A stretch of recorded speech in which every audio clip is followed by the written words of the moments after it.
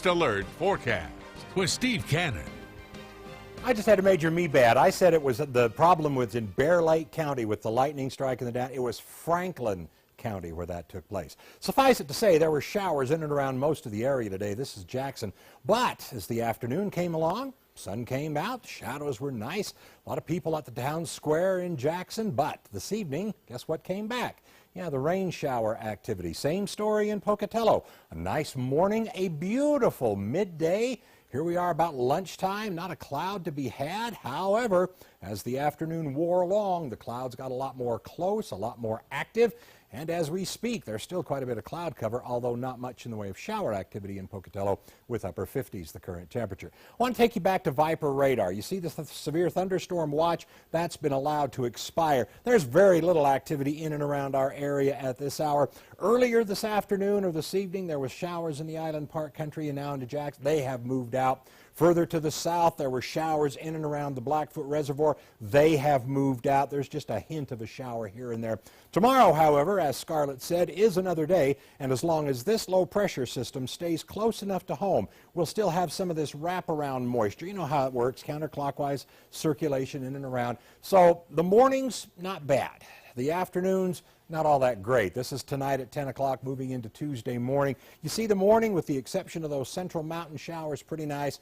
As we go through Tuesday afternoon, though, the rain and thunder showers spout up again so that they can decrease by Wednesday morning, so that they can come back again by Wednesday afternoon, so that they can taper off by Thursday morning, so that they can come back again Thursday night. So we've revised our forecast a little bit tonight. We've taken most of the mention of thunder showers out tonight, the exception being in the Stanley area, and that's late tonight. But temperatures tomorrow are going to cool off. We had temperatures near 80 today. We'll be lucky to hit the mid-60s tomorrow in the Central Mountains.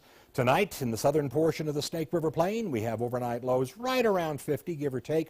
A high tomorrow, though, closer to 70 degrees. And yes, that threat of an afternoon shower is back again on Tuesday.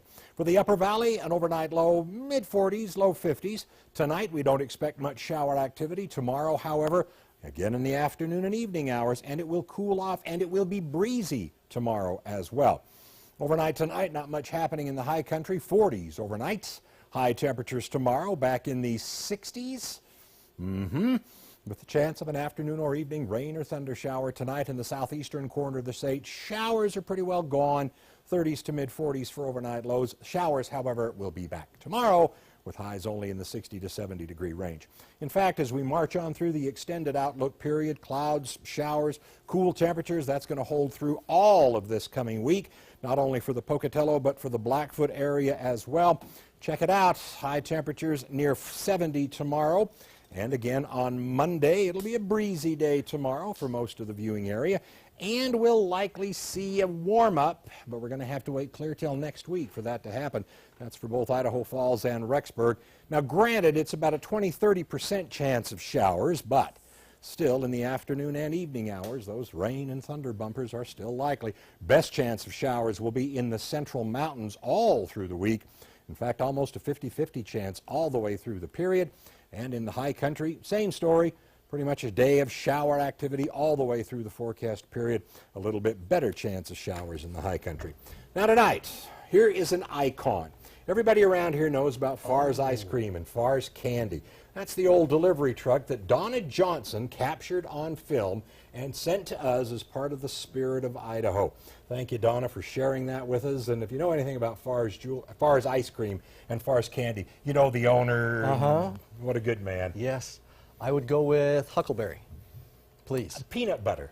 Oh, yeah? Yeah. Okay. Yeah. All right.